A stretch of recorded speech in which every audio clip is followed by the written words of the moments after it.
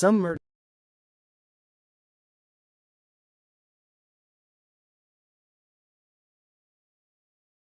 murders go cold, but this one refused to stay dead. Teresita Basa lived a quiet life, music scholar, therapist, no enemies, until someone ended her story in the most brutal way. Months later, a coworker begins speaking in a voice that wasn't hers. A voice begging for justice. A voice claiming to be Teresita, returned from beyond the grave. Tonight, we unravel the case of the ghost who solved her own murder. Only on Serial Killers, Supernatural and Murderers. From the supernatural to the unexplained, from true crime to the voices that refuse to stay quiet, we bring you every angle, every secret, every haunting truth. Do you dare listen? Hey, everybody. Hello. So tonight is, we have a very special guest host, Dr. Elliott Van Dusen. Thank you. Thank you for having me. That made me feel different. All I got is 2 master's degrees, and y'all got doctorates. Damn. I don't have mine up there. I don't have it either. Well, welcome, Blaine. Welcome back. And I'm so glad you're feeling up to being able to do a show. Yes, it's been a long time coming. He's been under the weather for quite a while, and he is back. This is his first show after several months. So I can't remember how many. It's been too. It feels like years. A lie. I did one show probably about a month and a half ago, let people know that my cancer was gone, and after that, I haven't. But yeah, that was the first time I've been back. This is the first full show I'm gonna get to do, so I'm excited about it. Yeah, we're excited you're here. Welcome back. Yes.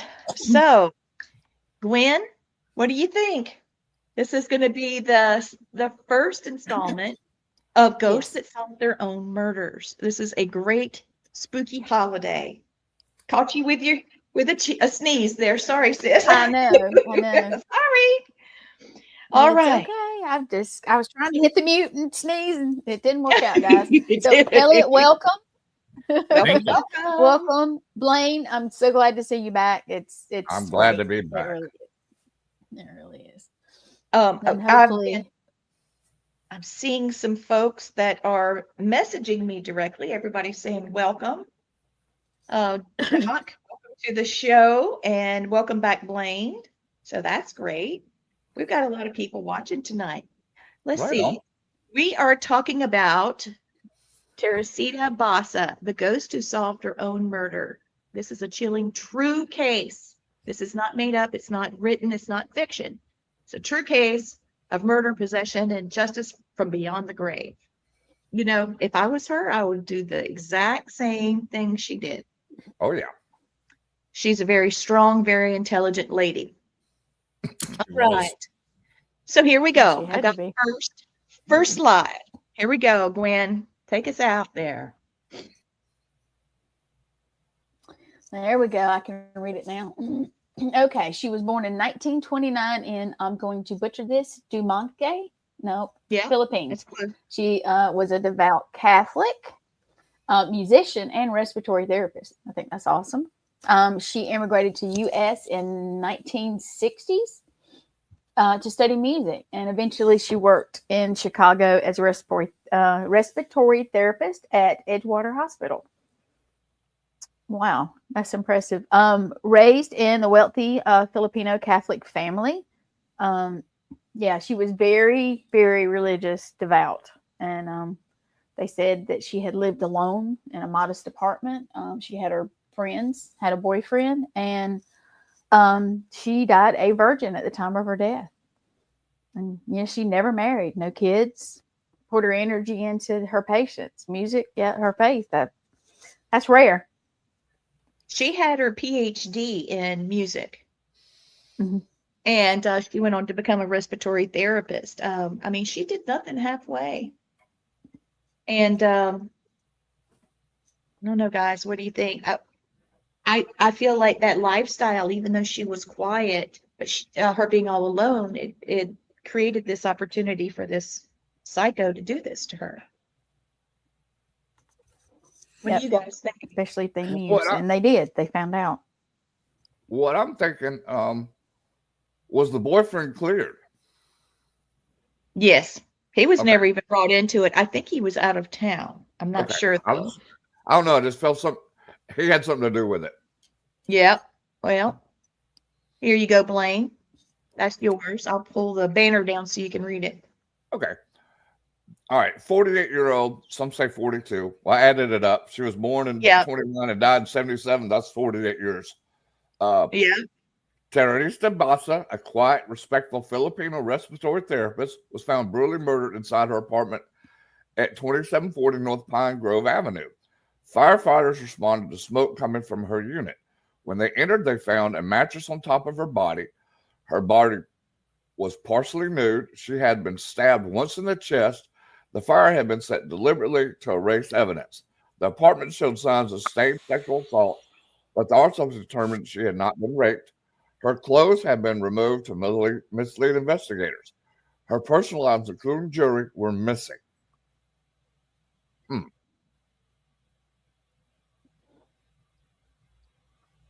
I wonder what else was missing from her house. Yeah. So here we go, Elliott. Yeah. Why did the case go cold?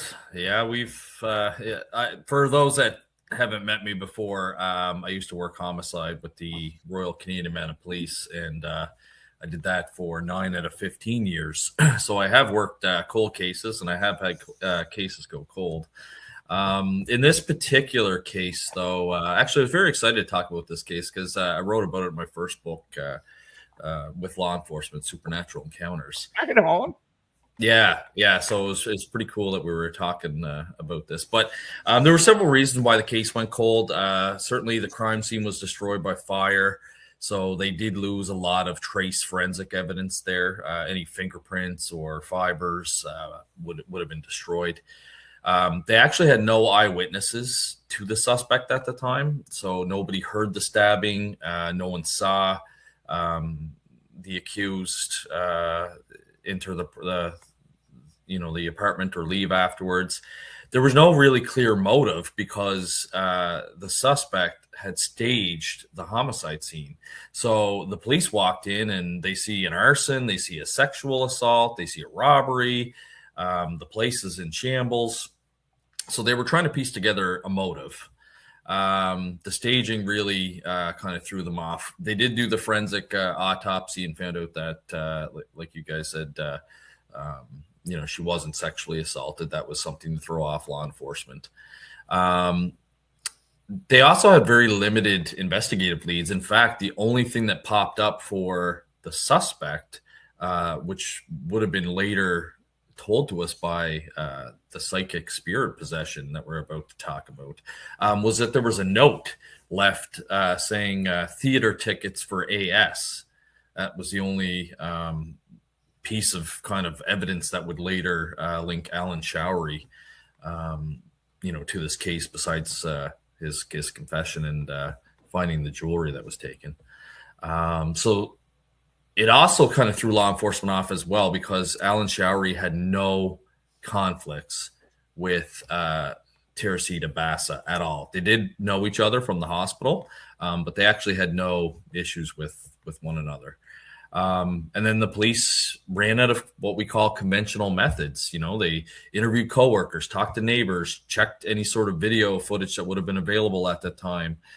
This is a time before cell phones, so there was no search warrants to get cell phone records and different things that would be available to us now. Like today, you would probably search Showery's computer to see if he had Googled anything, how to dispose of a crime scene or what to do. They didn't have any of that. So they ran through everything that they possibly could. And eventually the case went inactive or cold until a big break happened. What evidence did they have against that gentleman that gave him a break?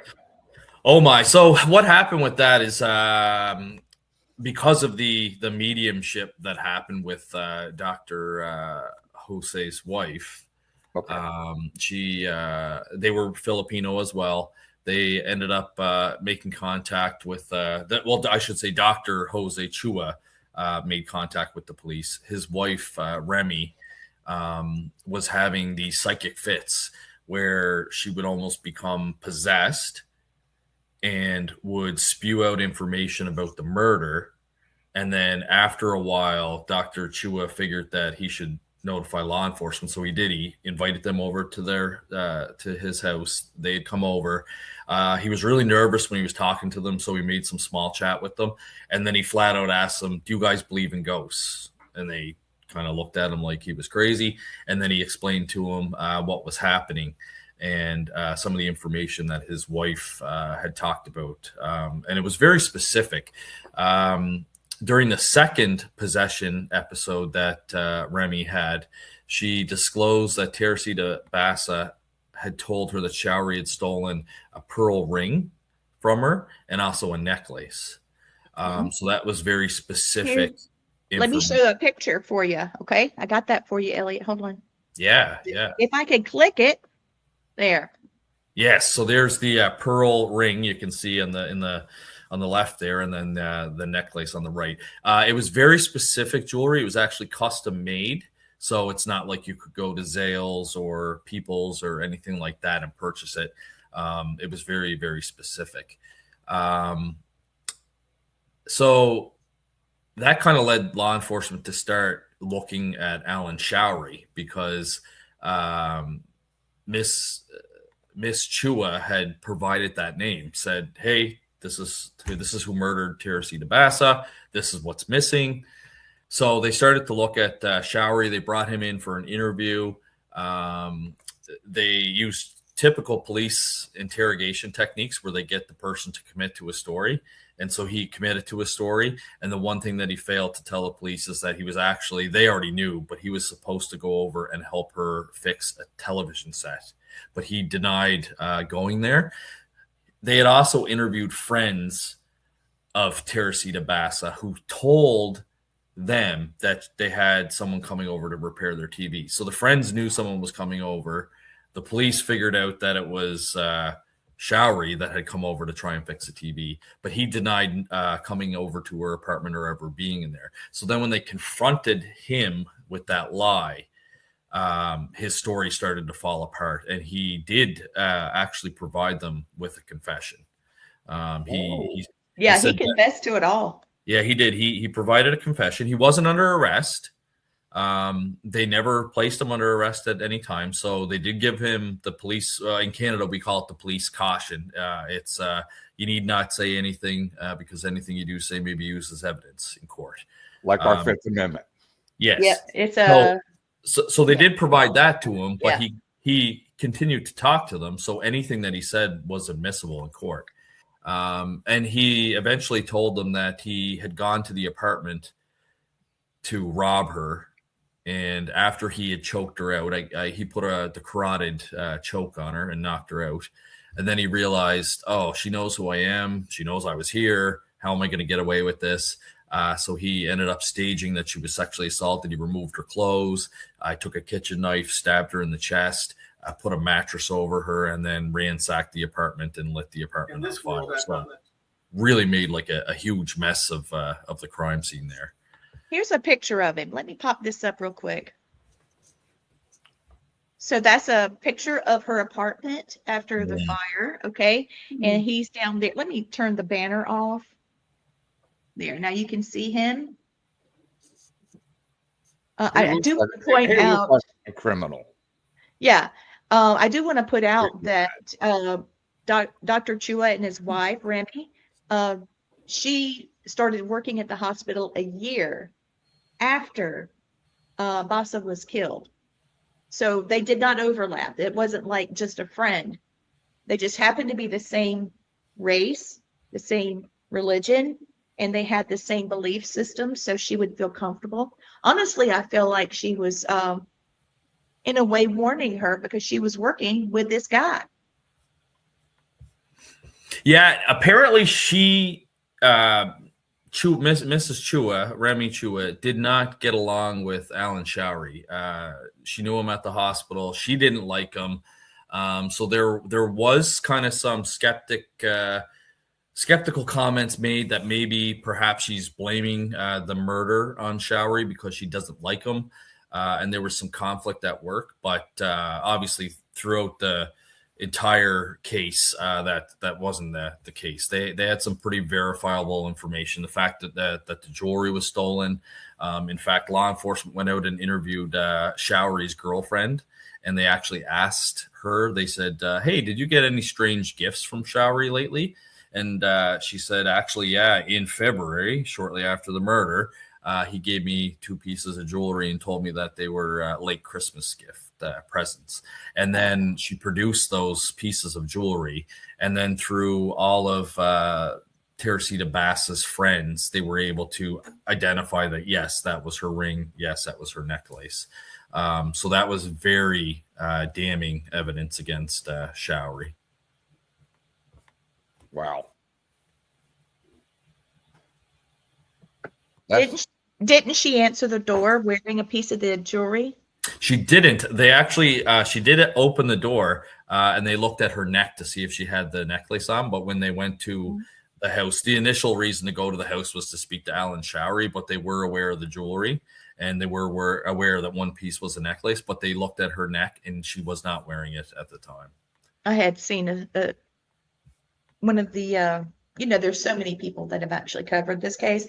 I did see where they said she was wearing a piece of the jewelry, but I know. Yeah, no, not initially, but she did end up telling them about it, and she did end up turning it over. And like I said, a lot of her friends were able to self-identify that yes, that was Mrs. Basa's. Oh my God, y'all, this is killing me. I'm gonna pop your book up real quick. Oh yeah, sure, yeah. So this is more supernatural encounters from law enforcement. By Elliott Van Dusen. There's another one, obviously. That's part. Yeah, the other one, the one before that, Supernatural Encounters. That's the one that I wrote about Teresita Basa. Because one of the reasons everyone always asks me, how'd you get into the paranormal? Did you have an experience yourself? And I always credit Unsolved Mysteries. And this case was actually on Unsolved Mysteries. Probably saw it when I was a kid. But because one thing that always interested me about Unsolved Mysteries was the fact that I knew I wanted to be a homicide detective, and they would always show you cold cases on Unsolved Mysteries. Oh, yeah. But then every once in a while they throw a ghost story or a UFO story in. So this one here had both because it had the paranormal and it was a cold case. So I ended up, writing about it in my book. So someone's got my book. So well, hey, Elliott, you know what's funny? I got a lot of my cases from police officers. They're the best information because they'll go to calls that nothing's there. And I've had one where cops actually found me and said, "Hey, I want you to come look in this building because every time we go up there, the alarm goes off. There's nothing in the building." He said, "You're a ghost guy.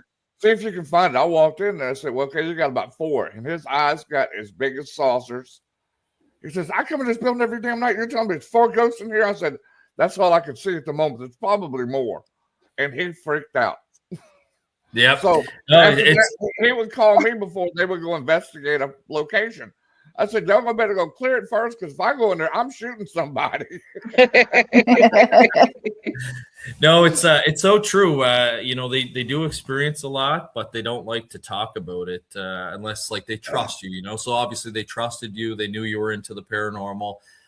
It's the same as me. Oftentimes I was like my fictional hero, Fox Mulder. I'd be ridiculed. Someone would always Google my name. I don't know if it's because I was always solving cases and showing people up, but they'd always Google my name and see that I was involved in the paranormal. And then I instead of get little green men like Mulder was picked on, I'd get proton packs taped to my locker and different funny things like that. Well, that's hilarious.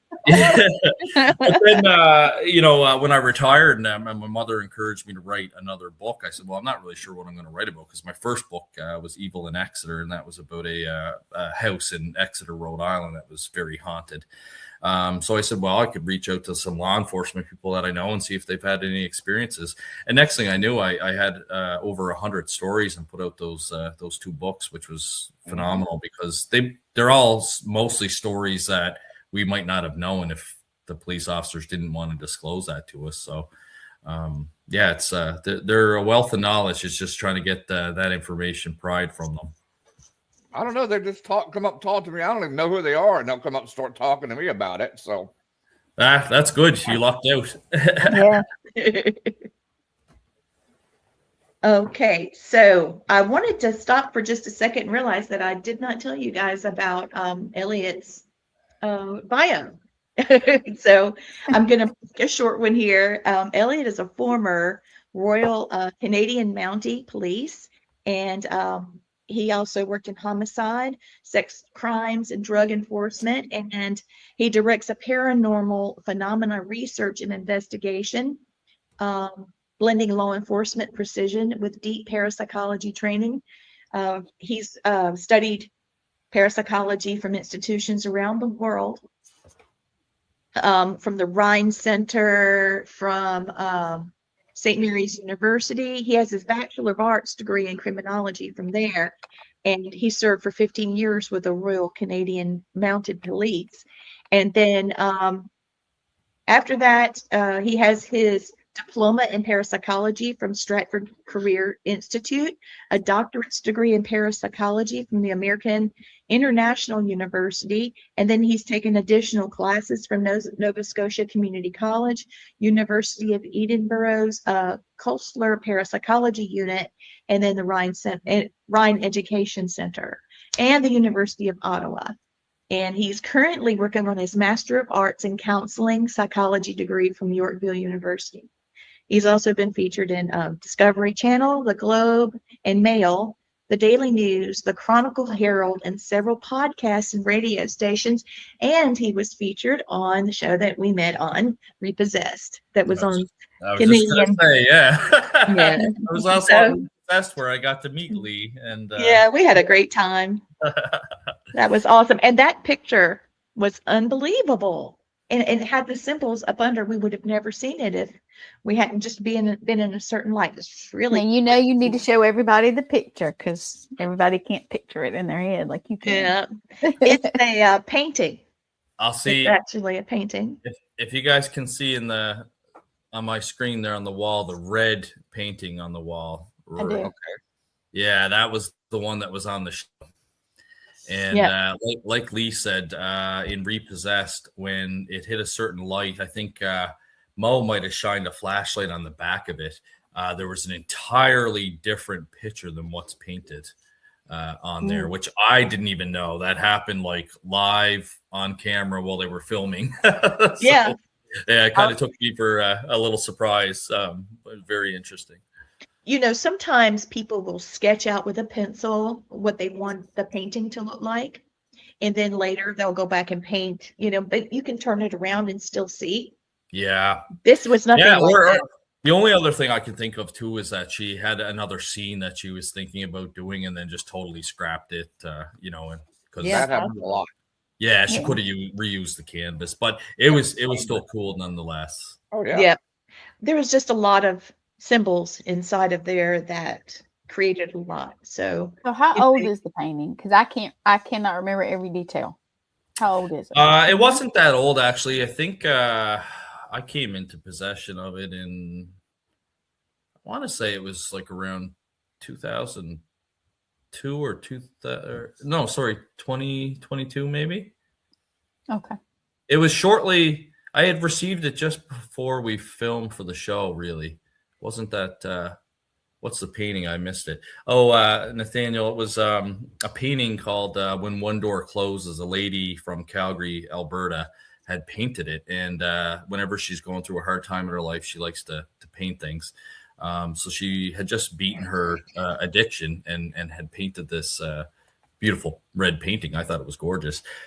She went on one of those like paranormal kind of Facebook groups, and she said that she was having trouble with the painting and wanted to know what to do with it. She was talking about disposing it, and she thinks it might be haunted. So I reached out to her and I said, well, what's happening? And she explained it, and it kept falling off the wall. It kept like being thrown off the wall. In fact, once it hit her husband. So I said, okay. So that's interesting. I said, I'll pay to have it shipped here if you're looking to get rid of it. And I explained to her about if there's attachments to it. And, I obviously run a paranormal research organization, so we keep it here safe in the office and can keep an eye on it. So she did, but even through the process of trying to ship it to me, she had gone to Staples to get some packaging material. She was almost T-boned. She got the material, packaged it up, left it in the van for the night at her mom's house. When she went out to the van the next morning, somebody had tried to break into the van and rip the door handle right off the van. She sent me a photograph of that. Then while she was at Canada Post, she was trying to ask me how I wanted it sent. And, you know, like they've got like overnight for like $3,000. And then, you know, yeah. 2 days later, you know, $50. And so anyway, I said, just send it economy. Like, yeah, that's okay. But as she was trying to text it to me, her phone kept glitching out and resetting. And she ended up having to call me because it's almost like something was preventing her from communicating with me.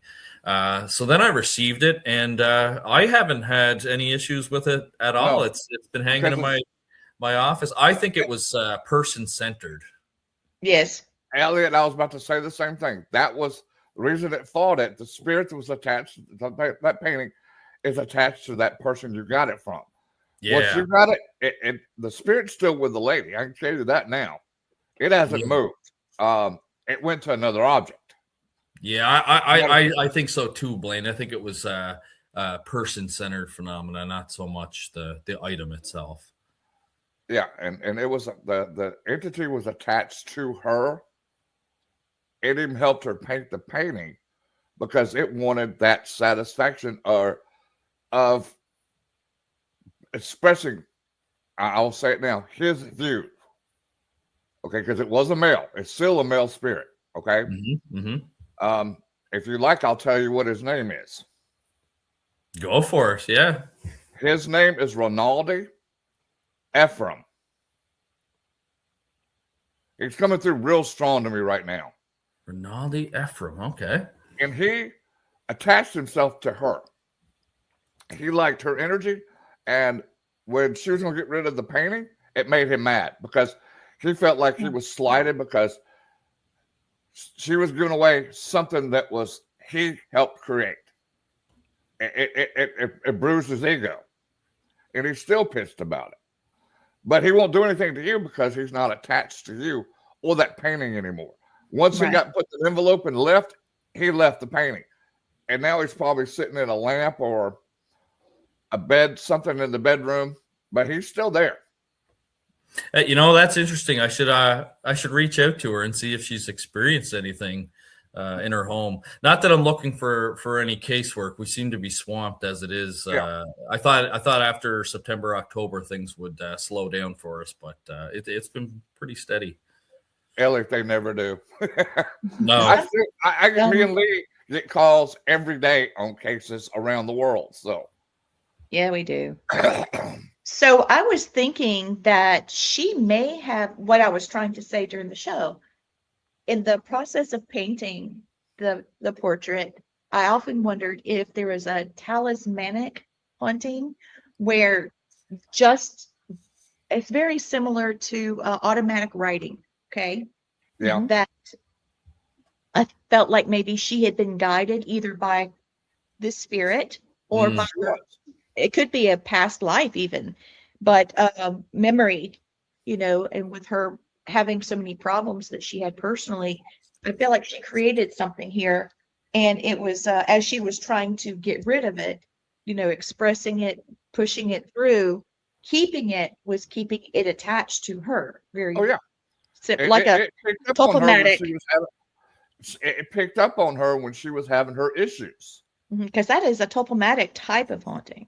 Oh, yeah. So that's what I always thought. You know, it could have been multiple things for that matter, but trauma infusion is definitely something that all hauntings, you know, there's something about the trauma, violent death, extreme emotional events that create a haunting anyway. And I'll give you a little bit more too. The reason he chose her because he went through the same issues she did with the addictions. And he got himself off the addiction, so he lapped onto her because he wanted to help her get through her addiction as well, like she had been done to him, because his addiction actually ended up killing him when he was trying to come off, when he was trying to make himself right. And so he was helping her to make sure that she got through her issues and helped her paint that painting. Like I said, he was very upset when she was giving it to you because that's something he helped her to paint, create. Helped her create, and it helped her with her healing as well. Yeah, everything you say, I can relate to for sure. And like Lee said too, the with the trauma, we know that a lot of paranormal phenomena does have trauma linked to it, especially poltergeist type cases, which like I said, she was a victim too. She was a victim. She was working through that trauma, and that created the addiction because she was okay. This is something else. I'm sorry, I'm giving y'all more and more, but they're giving me more stuff right now. He is not trying to harm her or anything. He right now is a protector of her. He is more like I'm not going to say a spirit guide because he's not a spirit guide yet. Right. But he is one of her protectors, and he is there to help her keep her sobriety. He's like an unofficial guardian angel for her, kind of watching. I like that. Yeah. That's exactly what it is. That is exactly what he is. Yeah. Oh Lord, I need about but he's 1,000 working of those right now. Ours is sitting there looking like this, going, "Oh God." Well, that's that's very interesting, Blaine. I appreciate you sharing that information. I finally have all your books. That was on Amazon. Here's the first one that I did not put up. Let me turn the banner off so you can see. Yeah, that's the one with Teresita Basa in it. Okay. So everybody watching, go order it. Here's the second one. They do make great Christmas gifts. Yes, they do. Yeah. Plug it. Those Plug it. Okay, and then here's this one, Evil in Exeter, yeah. Exeter. Yeah, that was the first book I wrote. It was a pretty wild investigation that I did at a private house in Exeter, Rhode Island. I struggle with calling it a demon case, but if you look at the demonology literature, it certainly matched that. I think it's my social science background in parapsychology that makes me want to fight that term, but it was something very, very evil. We'll just call a malevolent spirit because a lot of those. I haven't encountered anything like that case since then. We'll have to talk about it. We'll have to talk about it. Yeah. I would like to know more. Now you got me all intrigued. Get me back on the show on time, and we'll talk about that one too. I could probably take the whole hour talking about that one. That sounds great. I love to hear it because I like to hear other people's experiences with malevolent spirits and see what kind of similarities we have. Because I've had some that will come out and talk in a demonic voice, and I see the real them. And I'll tell them, okay, now can you talk in your big boy voice? And I've had two brothers that were spirits. They were just nasty little sons of bitches. Yeah. They were mean to their mother. They were mean to their brothers and sisters, the rest of them. And what got them to calm down was their actual mother coming up and slapping a knot upside both of them's head. Whack. That was the funniest thing. When a spirit's mama comes in there and sets him straight. I'm 60 years old and my mother was still here. I'd hear her voice and I'd be like, "Yes, ma'am." That's what they did. And you know how little my little Filipino mom, is. And I'm just glad she loved me. She loves you. Mama passed last year. And that's why this case was so personal to me, because something about Basa reminds me a bit of Mom. But it's not just Basa, it's also Remy, because Mom had those gifts. Yeah. And I find it very intriguing of how the Catholicism in the Philippines has also embraced part of the original religion of the islands. Yeah, it's no different than with Latin America with sangria or voodoo, because they combine both Catholicism and natural stuff. No different than what the Romans did when they started Christianity. They incorporated a bunch of pagan beliefs in the system to keep people together. So it's been going on for millennia. Yeah, it has. Yeah, the interesting thing about this case too is I don't know if Mrs. Chua had any other psychic experiences after this case. There's not a whole lot of information out there about her. Same with Showery. He did end up so he did go to court. There was a mistrial, but the defense told them that the Crown, or we call them the Crown up here, but the prosecution down there, the prosecution was going to try it a second time, and his defense lawyer told him that he probably would not survive a second trial. So they decided to plead guilty before the prosecution decided to take it to trial for a second time. So he did go to jail. He did serve his time. And then I know after that, he did go to California to stay with some family for a little while. And then he went back to Chicago. And the last we heard about him was sometime in the early 2000s. He was in New York City at some point. And then after that, he drops off the face of the earth. But I'd be curious to see if Mrs. Chua had any other experiences, because this was a big one. It was basically a form of spirit possession. Because she had all the symptoms of it. Even when she would come out of the trance, she wouldn't remember what she said. She wouldn't remember going into the trance. It was all based on her having, Mrs. Basa possess her, and then she relays the information to Dr. Chua. And then the third possession that happened is when they approached the police and told them all the information that was happening. So, yeah. You know what's funny, Elliott? The reason she didn't remember, it was not meant for her. Lee taught me this a long time ago. It was meant for her to tell Teresa's story. And that's what she did. And when she told it, she was done with it. Because it wasn't meant for her at all. It was meant for her to get justice for Teresa. Yeah, it's a very interesting case. It hasn't been really disproven from a paranormal standpoint. It is actually a very strong case, and it's still referenced quite a bit in parapsychology and criminology, really, because the judge, at the time when he was listening to this, there was no other cases like that in the state of Illinois where basically the police are relying on psychic information to make an arrest and run a prosecution. This was like one of the first cases that Illinois dealt with this case. So it's a very, very interesting case. Yeah, it is. It is very interesting. Check this out. I got this quick slide. Okay, so this is when Teresita's stolen jewelry was retrieved. And if she had been fabricating the story, she would have needed inside knowledge, which she did have. But Remy and her husband barely knew Showery. They did not know what jewelry Teresita was missing. They did not know who Showery was dating. They did not know, and she produced a name. Okay. They did not know he had financial problems. They did not know he had been in Teresita's apartment that day.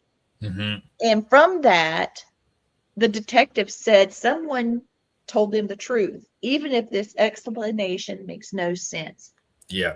So that was the words from the police. The evidence, the big evidence in this was the jewelry. That was absolutely devastating to Showery, just because the pearl ring and the necklace were so unique and they were custom made.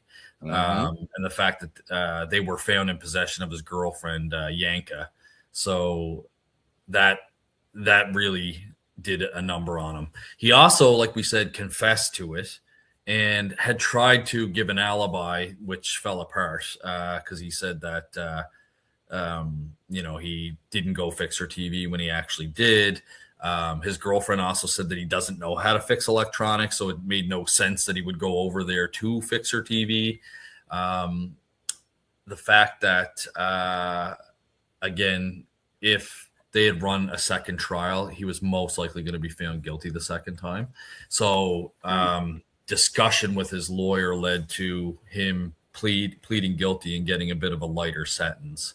But certainly this case all hinges, if you look back at it, it does hinge on the spirit possession of interesting. of the information coming out. Yeah. What did it do? Play down to manslaughter? No, here we go. Here it is for you. There you go. Yeah, 14 years for murder. He had additional time for robbery and arson. His total sentence was described as 14 to 22 years. Wow. But the murder charge itself was 14. He was paroled in 83, and if you do the math, he only served 4 years, y'all. Gotta love Illinois justice. That burns my butt. That burns me. It's funny. A drug dealer gets more time than somebody that murdered somebody. So they gave him 4 years, probably gave him awful good behavior. And since they're a bunch of dumbasses in Illinois anyway, my wife's in there, so I can say that. Don't hold back, Blaine. No, don't hold back at all. Especially in Chicago. I mean, sorry, you murder somebody, 14 years ain't enough. And then you will give them a 4 year sentence and let them go and let them, No, they should have let his ass rot in jail. He should have become somebody's prison bitch the second day he was there. Thank you. That's why I wanted you to. It's shocking that, that he got out or that he made it out alive too. A lot of them don't make it out of jail because they obviously have their own altercations in there. But very sad case because, like you said, it sounds like Mrs. Basa was just a very hard-working newcomer to America. You know, she had come to America to restart her life, make a better life for herself, and it's tragic. And he did confess that he needed rent money. The rent was due. He lived about half a mile from where Teresita Basa lived. He was living with his girlfriend, and the rent was due, and he needed rent money. And the sad thing is I think he walked away from her place with $30 cash and those 2 pieces of jewelry. It's almost like a very stupid murder because obviously there was other valuables still left there that he could have taken. He made an absolute mess of the apartment building, and it is an apartment building, so it probably affected other residents as well. The reason why the police were called is because people smelled smoke. So the fire department went there, and of course, there was probably smoke damage, water damage. This guy, I'm surprised he wasn't punished harder. Like I said, I wish he'd have got him been somebody's prison bitch about the second day he was there, and then made him feel like shit for killing an older lady, Yeah. For $30. Would you like to see the newspaper clippings? Yes, throw it up. The sad thing is that when she wrote that note, theater tickets for AS, that was her way of thanking him for coming over to fix her TV. Like, it's just awful. Like, she actually went out and purchased theater tickets for you in anticipation you're coming over to fix her TV, when in reality, you're going over there to rob her, and then that leads into murdering her. Like, it's just sickening. Yeah, it is sickening. It's making my stomach just turn right now. Yeah, people like that are predators, and I'm thankful he didn't rape her. No, he didn't. That has set me way over. Let's talk a bit about Alan Showery. Okay, I got a slide for you. Initially, he denied everything. Once confronted with the jewelry, the timeline, the motive, and the TV repair appointment, he broke down, said, "Yes, I did it." Yeah. If the possession had been a lie, coincidence, or delusion, it would not have matched evidence exactly. It was perfect. And here's another quote from the police. We acted on information provided to us. That information turned out to be correct. Okay. Yeah. The detective too, the main detective on the case, it was Joe Stahula. He actually was quoted as well. I had it in my book. He expressed skepticism about the mediumship of Remy Chua, but he was quoted as saying, "Nonetheless, everything here is completely true." Yeah, I saw that. Yeah. Isn't that awesome? Yeah. Yes. Okay. He got believed. Yeah. Well, here's the thing. Not only did he got called out, but it scared the stuffing out of him because here we go. After prison, Alan Showery did not build a new life. He hid his life. I used AI to try to build a psychological profile, and based off of this case, and it said that he was avoidant, he had low empathy. He was an offender with low empathy who feared exposure more than he feared justice. He slipped into the cracks of society, changing addresses. He moved to New York, by the way. I see you got that in there. That's perfect. Yeah, because I know when he got paroled, he did go to California with family for a little bit. And then he did make his way back to Chicago. And then the last known location for him was New York. And I noticed you had on there too, possibly changed his name or, lived quietly, which I think is completely right. I would say that. Good. I'd say that if he is still alive, he's definitely flying under the radar today. Yeah. Well, I knew you had covered this one, and so I wanted to make sure I had as many details as possible because I just didn't know. It's our first time doing something like this together, so I wanted it to be right. But it was great, yeah. And like you said, I think you're right. I think his personality, I don't think that he would like that kind of exposure. So he probably, does live a very quiet life after this. And just look at how disgusted we are. So if anyone, Googled him and found out what he did to this poor lady, he's not going to be welcome with open arms, So. Yeah. And what would happen if he met a woman and she demanded total transparency and the truth? He told her for $33 and a couple of pieces of jewelry he gave to his girlfriend. Well, that's just it. Those are trophies. Can you really trust this guy? Like he murdered somebody for $30 and 2 pieces of jewelry. And this woman cared about it. Yeah. He had been her handyman because she was in her 40s, never married, here by herself. He was a guy from work, needed the extra money. She thought she was helping him, and she ended up being a victim. I hope he died miserably. I hope nobody, grieved for him. I hope nobody claimed his body. Nothing but ugly stuff for that guy, because I'm hoping a crackhead shanked him in New York. You never know. I looked and I looked. I couldn't find it. And I tried to spell his name different ways. I couldn't find anything. Yeah, no, it's I didn't find anything that confirmed that he's deceased or anything yet either. But it is possible. But there's not much on him. He kind of just disappeared after, he did his time. At least he didn't go out and do it again. That we know of. Yeah. Because they did it once, they might go try to do it again. He might be desperate again and go try to rob somebody and kill them too. You never know. I would say this is one of the only homicide cases in North America policing history, really, in which information was obtained through a paranormal experience that directly led to verifiable physical evidence in a confession. We're always, whenever we have a medium on a case, we're always hoping that they can give us something that we can corroborate. And it doesn't happen a lot of times. You can't.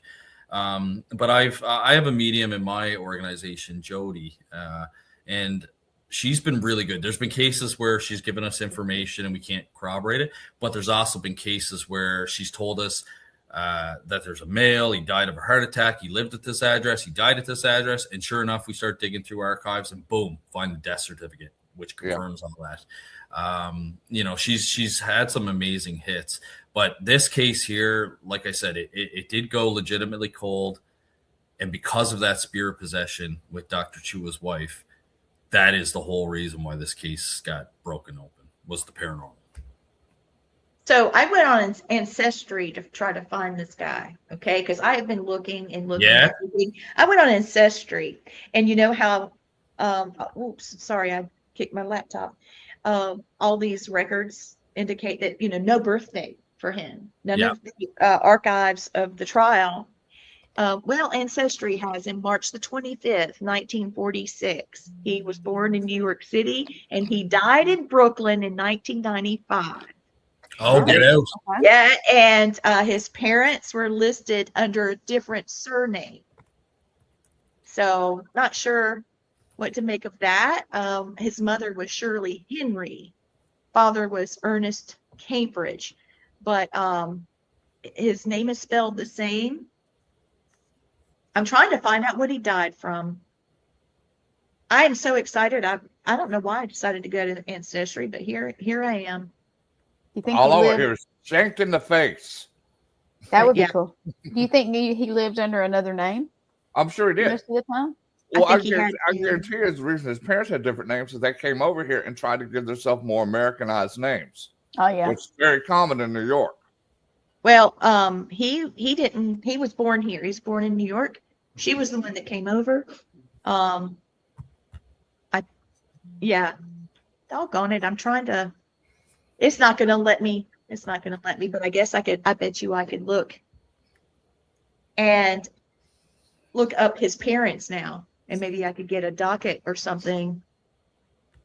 I don't know. I'm trying. Really, if I find it, I'll look. I'll tell you if I find it. That's really interesting that that you found that through Ancestry. He was 32 when he did the deed, so he had to live, 3/4 of his life dealing with it. Yeah. Dealing with what he did and not having a life. Well, hopefully he's paying his dues now then. Oh, yeah, he is.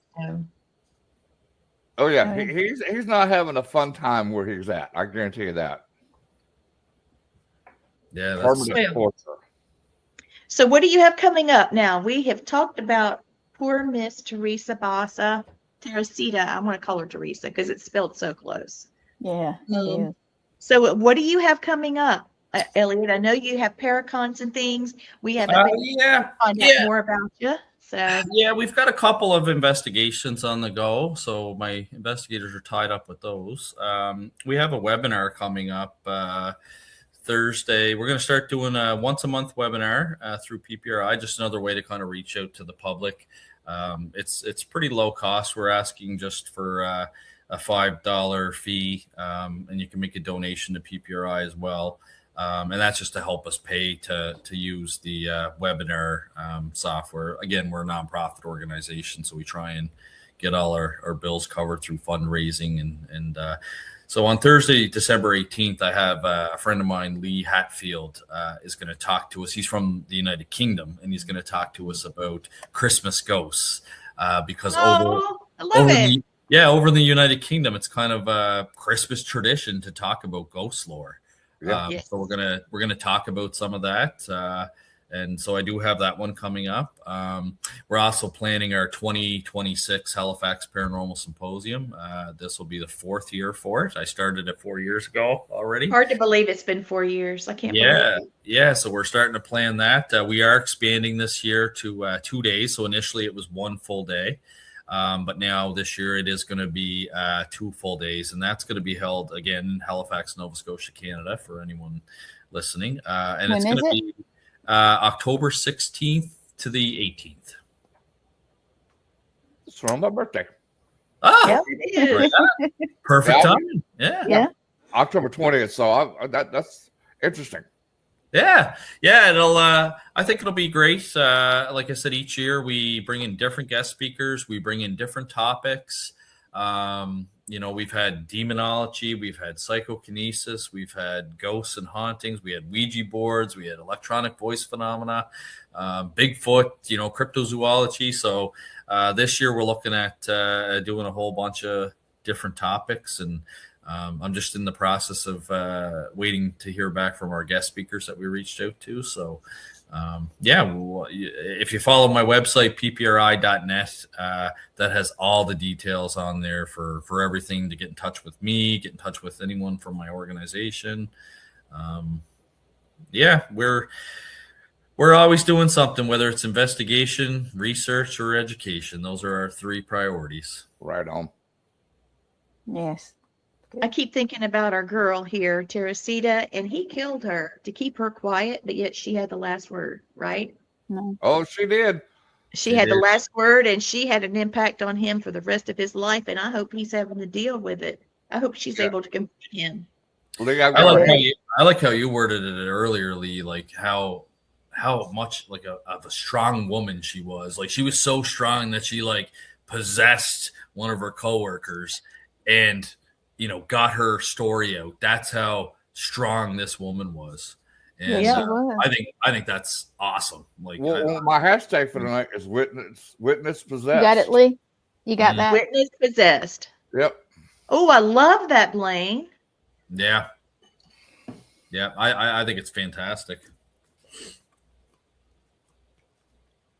And I hate that the lady died because I have a strong love for Filipino people because they've always been very nice to me and always treated me like I was family, fed me, make sure I served in the military with a whole lot of Filipinos. And I've never had a bad experience with a Filipino person ever in my life. Oh, they're always so friendly. They're always so chipper. We have a lot of them in Sydney, where I live here, Sydney, Nova Scotia.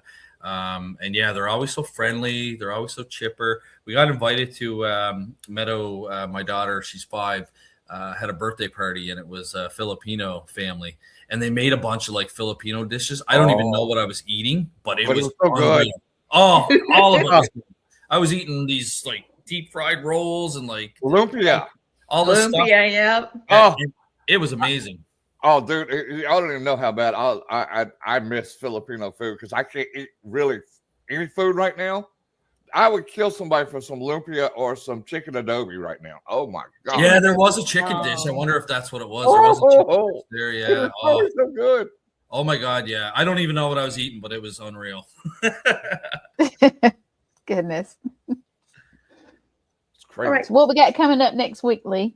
I got you right now. I'm creating the banner for it. Are you going to be able to join us, Elliott? Monday? I might be able to. Yeah, I might be able to. All right. So this is it again with the ghost that solved its own murder. It's the true story of, wait a minute, it's going to go away. Let me fix it. Okay. The true story of Frederick Fisher's ghost. This happened in South Wales. Okay, Australia. Oh, wow. Why he's in Australia. Wait, it went away. I told you it was going to go away. Anyway, he boo-booed and got sent to Australia for writing bad banknotes. When it was still a prison colony, okay. Yeah. And after that, he's over there and he disappeared. And people trying to figure out what happened. But then all of a sudden, a man came into a bar. Sounds like a joke, right? He came into a bar, but he was very shaken, and people were like, "Dude, what's wrong with you?" And then it hit the fan. So join us next week. Interesting. Very interesting. It is. That'll be a good one. It will. And it's a lot older than the Basa case too. So yeah. Did you cover that one in your book? No, I didn't actually. No, I'll have to do some research on it after the show. Yeah. Well, you know what's funny? Everybody in Australia, the ancestor was a criminal. I know. That's funny. Australia started out as a penal colony, and now look at it. He said penal. No, I'm joking. I'm being penal. It's so crazy. We try to keep this a little friendly, but yet we talk about what's going on. Elliott, I hope you had a great time, man, and I do too. Come back again, No, I was very happy that Lee reached out to me to come on to the show, guys. I will look at trying to come on next Monday as well because I'll be curious now. Now you got me roped into another rabbit hole. I have you hooked on there, man. I have to research this case now on top of the million other stuff I have on the go, but. I appreciate it. It's always great to catch up with you guys, and thanks for having me. Well, next week, sorry, Blaine. Excuse me. Sorry. No, I was just going to say, thank y'all for letting me come back tonight. It was very uplifting for me tonight because I have been, fighting this damn cancer. I'm still not healed. Cancer's gone, but now it's just a healing process. So this was like really good for my morale. And it was fun because I love doing the show. and I haven't got to talk to Inexperienced in a while, and they come through like crazy tonight on this show. So I felt that good. was nice. That was well, nice. That's good, Blaine. I'm happy to hear that everything's going good for you. And yeah, I'm glad that you chose tonight to come on to the show because I haven't seen you or talked to you in a while. So I know since you was on the show, God, was it was a year or so ago, maybe two? At least a year or two ago. Yeah. So what I was going to say, Family Spirit LLC, which is doing business as, with All Access Network, we're doing a workshop that's free, and it's about angels and demons, and I'm about to post it. And so let your people know we're going to, I'm going to be talking about angels and demons. I've got some guest speakers. It's going to be for 2 hours, and the date will be provided, and it's like my way of giving a Christmas present. I've done this before and people love it, and so we're going to bring it back up again and talk about fantastic. it. Yeah, I'll keep an eye out for your post, and I can let all my former demonology students know they may be interested in attending. Yeah, that'd be great. And please let Gwen know, let Blaine know, let us know how we can help you. We're going to monetize and do different things for All Access Network, but we do what we do for people that need us. Awesome. Really do. Yeah. So that's all, no cost with our family, our para family. Para family. And hey, Blaine, at least you felt good enough to give me crap. So I know you're getting better. I know, huh? Yes. See, if I don't give Gwen crap, she thinks I don't love her no more. So there you go. I think you're very sick, and it makes me very depressed and just sad. Ask Lee. I lost it one day, and I was like, "Oh, it was horrible." So yeah, she really did. I did, because if he's not giving me crap, Elliott, then he's not feeling good at all. Not feeling well. Yep. No, people, right? Yeah. Once you get to know them, you know them. So, yeah. Blaine, it's good to see you on. Guys, I have yet another show, because, that's how it is. So you go Paraho, get you some. Yeah, but guys, if you are interested, Raven Wolf and Christopher Brown, let me use his whole name. They have Carl and Keith Johnson on tonight. Oh, yes. And that'll be the twin demonologists. Yeah, and they're very knowledgeable. And I like having them on every once in a while. So we got them on. And that'll be at 9:30 Eastern. And you figure it out about the other time, because I'm in Central right now. So my brain's spinning. So. All right. So I'm going to go ahead and end the show so you can say goodbye to Gwen. Yes. Ready? Three paragraphs. Super quick. Justice doesn't always walk on 2 feet. Sometimes it drags chains. Sometimes it whispers in the living ear, and sometimes it steps out of the shadows to show exactly where the truth lies. We do not celebrate murderers here. We honor the victims, the one who fought back from the other side. And we thank you for joining us in this cold, haunted corner of true crime until the next descent into the unexplained this coming Monday. Stay curious, stay cautious, and listen to voices that justice could not silence. Awesome.